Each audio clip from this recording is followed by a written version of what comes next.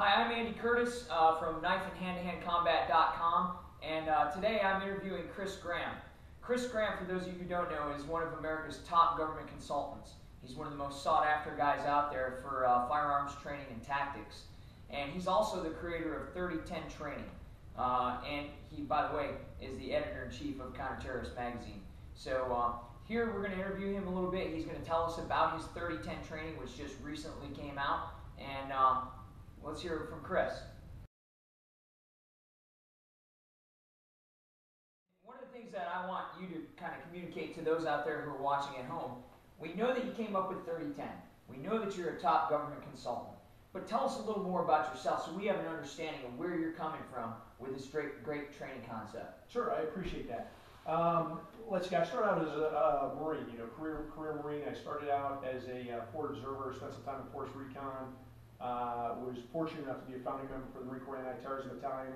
When we were standing that up, the Marine Corps sent me around. I had the opportunity to train with some foreign special operations units. I had the opportunity to train with some American specialized units and personnel, including competitive shooters. I had the opportunity to shoot with Max Michel, for example, Ted Puente, Manuel Bragg, a handful of top competitive shooters, as well as guys in units that were doing a lot in the tactical realm. So I really had the opportunity to kind of pull from a lot of things. There's some commonalities I saw of what the best shooters were doing to be the best and to stay the best. And then also, my own combat experience from Fallujah, Iraq, and traveling around Afghanistan a little bit. I had the opportunity to put some of these things in context that a lot of well-trained shooters, particularly on the competitive side, don't necessarily get. I didn't reinvent the wheel, right? I didn't reinvent shooting. Shooting, the important parts of shooting is going to be the speed and accuracy and the ability to deliver those things under stress and in the tactical situation, which you maximize your opportunities for success and maximize your adversary's opportunities to be defeated, right? So you give yourself every edge you can. But the bottom line is those were the things driving my mindset with 3010. It also occurred to me that when I had a free hand with guys to train them, there were certain things that I could get done in a window of time. There was a certain way, after working with guys over a period of time, there were certain things that I was, that I found that I could do. I could assess guys fairly quickly what we needed to focus on, and there were some common things that we could really address and get guys to the next level. It also frustrated me, like I said, the number of guys I was dealing with that were highly skilled guys, highly experienced guys, and yet they seemed to have some significant holes in their skills that they really, if they knew what to do, they could actually sharpen that up on their own and show up when we had ammo and ranges and everything else with the ability to move farther, faster, if they knew what to do and took a little bit of time on their own to keep those things sharp when they had the opportunity. All right, that's great. A couple things I want to make sure that the folks at home understand and know here is, first of all, I happen to thank you for your service, for everything you've done. Force Recon, for those of you who don't know at home, is kind of like the predecessor to what we know today as MARSOC. Those guys are the real deal. Second of all, I happen to know firsthand that you happen to do consulting for a firm that requires that you have some of the highest standards in marksmanship just to maintain your job. So this is a guy who's talking from experience here. He knows how to shoot. He's been around, he's trained some of the best, and he has to not only train others to shoot, but he has to also maintain a high operational standard of proficiency in his marksmanship, and that's coming from first-hand knowledge. I really appreciate that, and thank you for your service as well. I understand and know from the amount of time we spent working together, some of your experiences as well from special forces, from Afghanistan. And even from the mixed martial arts competition world and everything else. So I really appreciate what you said. Thank you.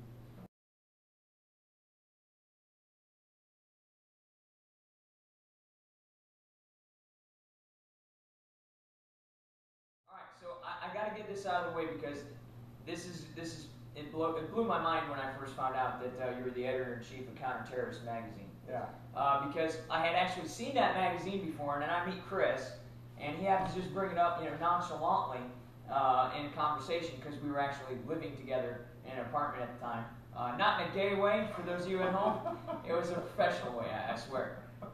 Anyhow, I I just want to know, how did you get involved with that? And let the folks at home also know how you got involved with that, because this is important for one of my next questions. All right, well, caught me a little off guard with that, but I appreciate that because, something that I find interesting. I've enjoyed writing in general. I wrote a series of articles on the Battle of Fallujah for the Miami Herald. At the time, the Marine Corps was encouraging us to cooperate with the press, and I probably kind of took that to the next level of what they were expecting and simply wrote a series of articles that was published in the Miami Herald. I like to think that did some good, so that brought some credit to guys that deserved it, and at the same time helped prevent some of the jackassery from getting swept under the rug. But who knows? Well, I gotta tell you, I'm a big fan of the counterterrorists because you keep the content high quality. For those of you who haven't gotten it yet, check it out. It's got some of the top professionals in the field of security, law enforcement, military. Chris has a high standard for who he lets put articles in there. And with that being said, he has access to a lot of top professionals.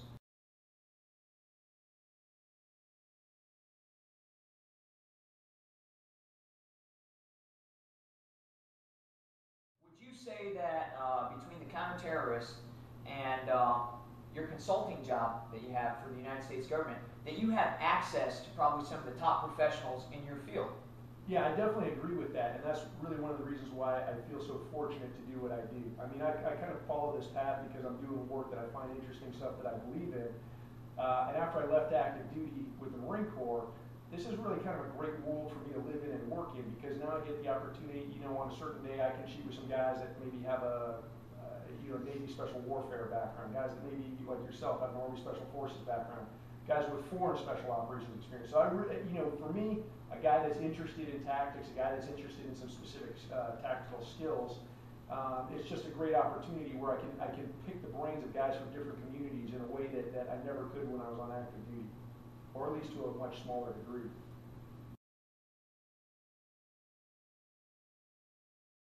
All right, my next question. You've been around. You're no spring chicken, and you're not a cherry, and you've got a lot of experience. In your entire time that you've been dealing with military, law enforcement, security, firearms, marksmanship, what are some of the most profound lessons that you've actually picked up? That's a very interesting question. I think if I were to boil it down to maybe a single most important thing from my perspective, I'd say it's to honor the law of KISS. Keep things simple. If you're familiar with KISS, it's keep it simple, stupid. I really think that's the most important thing you can do. In any sort of tactical environment, when things start to go wrong, or even when things are going right, there's high stress, there's a lot of complexity. So that some of the most important things you can do is to simplify, simplify, simplify. And when you're training guys, the ability to chunk things down into small bites is really a way. You chunk things down into small bites and master each small bite before moving on to the next. That's something that, shooting schools, even long military special operations oriented shooting schools, there's a limited amount of time they can spend on stuff. So that, depending on how involved the school is, but this would apply to, a 2-day civilian shooting course, this would apply to a multi-week military, CQB package. Either one of them, there's a limited amount of time they got. So they can't spend an unlimited amount of time on every individual finite skill for each individual guy. And that's where some of the challenges come up. If you work one-on-one with someone, you can take them and you can work with them on one individual skill until they get it right, or until they get it as refined as they possibly can for their body size, shape, and everything they've got going on, and then move on to the next thing, and then start combining them together.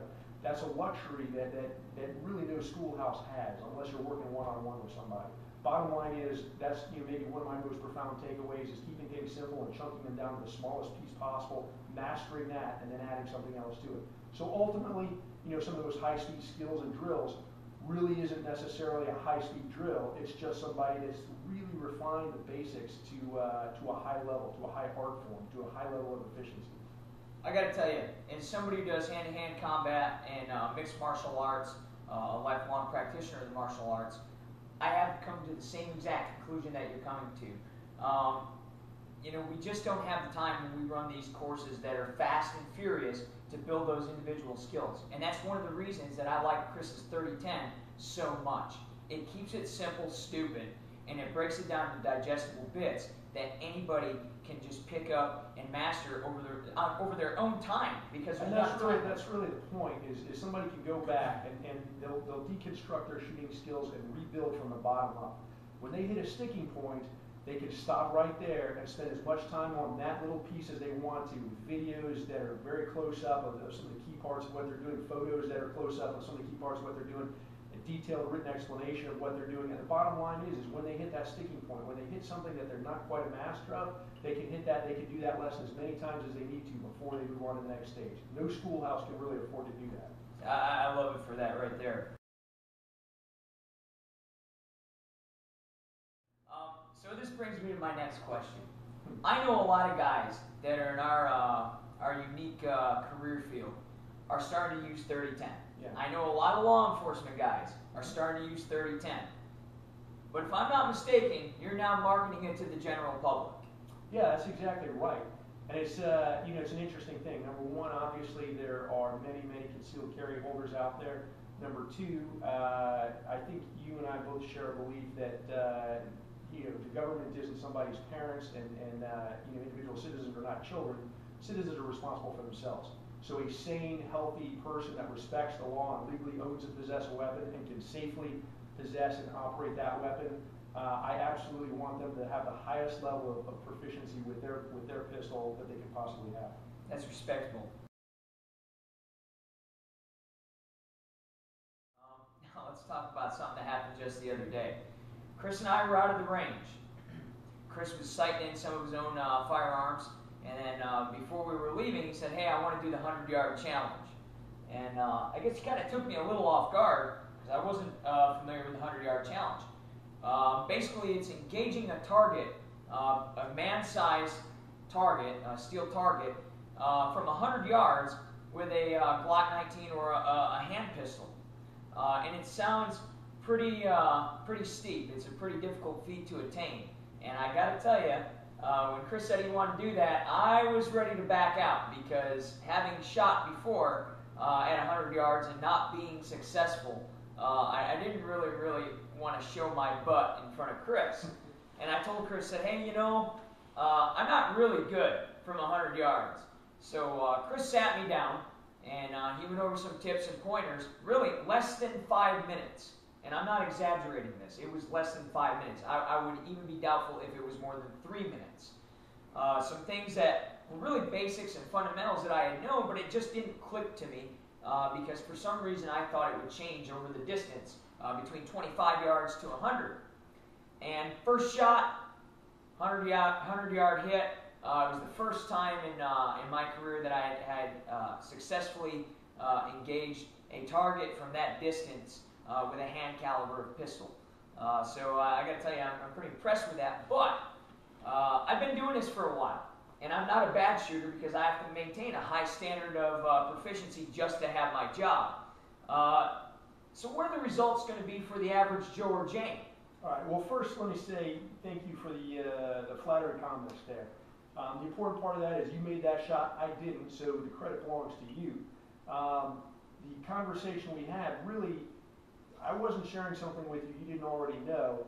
I do think that I helped encourage you to slightly reprioritize some of those fundamentals that you used to make that shot. That's all. But the bottom line is that's a skill you had. I just helped you focus on a couple of the elements of it that were most likely to bring you success in that time and place. So back to the question you had. Well, like I said, I've been doing it for a while. Mm-hmm. So what can the average Joe or Jane get from this? All right, well, first off, the reason why I call it 30-10 is because it's a 30-day training program, about 20 minutes per session, right? You do this ideally once a day. If you get highly motivated, you can do more than one session a day, but I do recommend that you take some sort of break in between. Get a workout in, go shopping, run errands, do whatever, just so you can clear your brain, let your mind digest it before moving on to the next lesson. But the bottom line is it's intended to be 30 days, 20-minute sessions each. That's the 30 part of 30-10. The 10 part is join the top 10% of shooters. If you do this 30-day program, if you do it as closely as you possibly can to the way I lay it out, not changing it around, not abbreviating it or bastardizing it or whatever else, if you follow this program for 30 days, I guarantee you'll be in the top 10% of shooters. If you're not, we'll give you your money back. It's that simple. If you don't get the results that I say you will, if you don't get the results that I know you can get and that we've seen guys get, I've gotten a lot of feedback on this. In fact, I've gotten some response from a friend that's trains a police department out in Indianapolis. He had a guy that was in jeopardy of being cut from the SWAT team. He gave he turned that guy on a 30-10, came back 30 days later, and that guy is now the strongest pistol shooter on the team.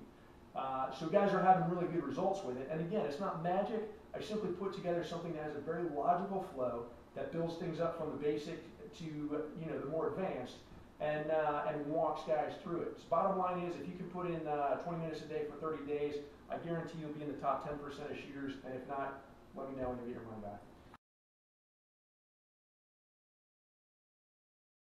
My next question for you would be, what makes 3010 different? Because Chris Costa's got a program, Larry Vickers has a program, all these guys got programs out there. They got, It's a great question. It's a great question, and let me throw a couple things out there. If you haven't picked up on it by now, 3010 is essentially a dry fire training program. 30 days of dry fire. But it's got a very specific regimen to it. It's not, the point isn't, hey, it's 30 days of dry fire, therefore you're great. It's the specificity of what we're doing in those 30 days and those sessions that really make the difference. There are some great dry fire training programs out there that I'm aware of. Most of them take a good shooter, someone that's an intermediate level shooter or even an advanced shooter, and makes them a few levels, and takes them to a few levels higher than where they're currently at. Unfortunately, for what they're doing to make sense, or let me rephrase that, for you to get the maximum out of that program that already exists, you already have to have a high level of capability in a number of ways. There's a lot that's left unsaid that's assumed that you already understand it, and even if you do understand it, there are kind of levels of meaning that you may or may not pick up on. What I do with 3010, I take the assumption, not to insult anyone's intelligence, but just to make sure we're on the same sheet of music, I start from square one. We reconstruct how you shoot right from the basics. In the first few days, if you have the discipline to stick with us for the first few days, you may not find all that sexy. We will very quickly be going further than most training programs go. And by the end of it, things will be coming together and you'll be doing skills that most schoolhouses consider extremely advanced. That pretty much sums it up for me. Now, you say it's a dry fire program. I know the latest craze is lasers and photon beams and everything else. And I got to tell you, I am a proponent of a certain laser program. Sure. I've done reviews on it. But how does 3010 work in conjunction with these, if at all? Okay. Well, first of all, the 3010 drills, if you have a laser and you love it, nothing will stop you from employing your laser training aid in the 3010 program. You can do that. There's nothing about the program that will prevent you or preclude you from doing that. That said, I'm not a fan of the laser training devices. And here's why. If you're using a laser training device, the way that would have to work is that your focus at some point will look at where the laser went. That's the whole point of having the laser. That's the opposite of what I'm trying to train guys to do. I'm trying to train a guy to look very specifically at the point he wants to hit on the target, very quickly. Present his weapon and manipulate the tip of his front sight post right in his line of sight between his eyeball and the target.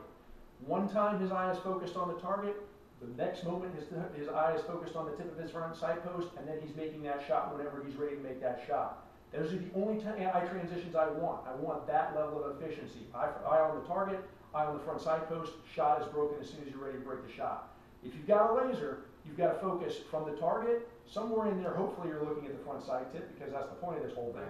But to make use of that laser, at some point you're looking back to the target of that laser. So you'll find guys are going back and forth, back and forth, back and forth, and they're actually conditioning themselves for a very inefficient technique of shooting. It's a really bad habit. That said, my mind is open. I continue to look at some of these laser training devices and aids, and I don't doubt that at some point I'll find some way or area in which I'm happy to integrate it or in which it makes sense to me. But in general, I'm not a fan of it, and I really encourage guys to do the 3010 program without a laser training aid. It's kind of a weird situation in which obviously it's cheaper to just use your handgun without laser training aid, and I'm convinced you're going to get much better results doing that as well. So. I'm a big fan of dry fire training in itself. My next question is this. We're hitting all the wickets here. Are there self-defense applications to 3010? Because for the folks at home, they come to knifeandhhcombat.com because we deal with combatives, we deal with emergency preparedness, and everyone that's dealing with emergency preparedness and close quarters combat, they're always interested in self-defense applications. So my question is, what can we expect for self-defense applications with 3010? Yeah, there most definitely are. I mean, I lose track sometimes because I'm already pretty familiar with the program. But 3010 is geared toward a concealed carry of a pistol. So if you're a CCW holder, this really is the perfect training program for you. 3010.